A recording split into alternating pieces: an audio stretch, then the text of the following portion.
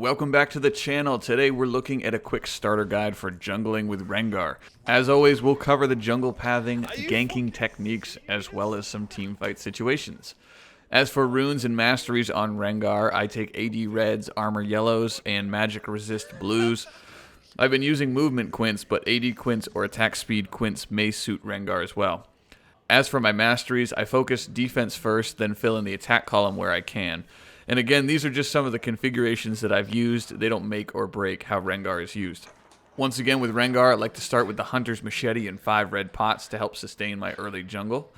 As for leveling up your abilities with Rengar, take your ult whenever you can. Other than that, I prefer to max my Q first, followed by my E, and finally the W.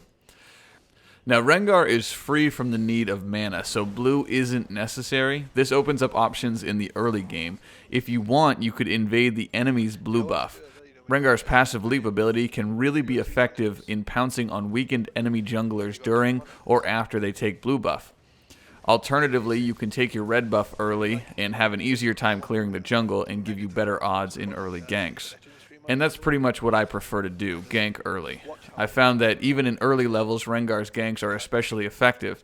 His passive allows for a huge surprise on laners who are often down to half health, only paying attention to their lane opponent. Also, most people tend to wait until a bit later in the game to ward up, giving you a true element of surprise. One thing to pay attention to is that it's easy to get caught up in running around early, failing at ganks. Next thing you know, you'll be level 3 or 4 and everyone else is leveled to 6 or higher.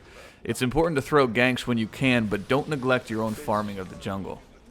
As for an actual jungle route, I start with wraiths, then red, then I take wolves, and then blue. I avoid golems because they hit too hard in the early game and can really mess up a good jungle start.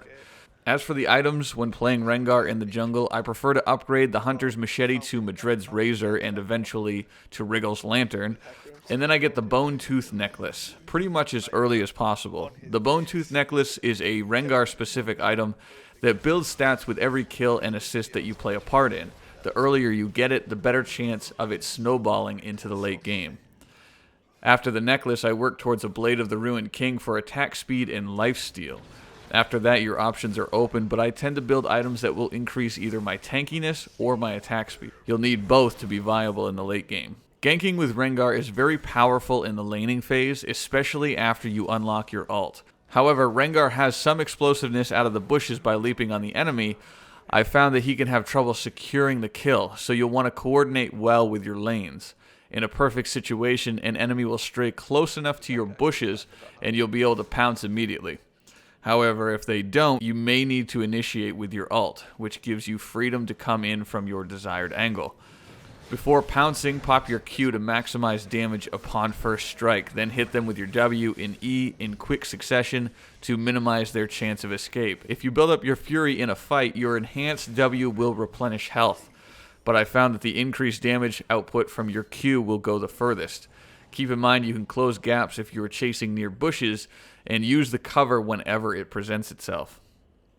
Let's take a look at an early game gank with Rengar. Here I am level 2 Rengar, I just took my red, and I'm heading down to the bottom lane where Pantheon and Jace have been giving my teammates a little bit of trouble.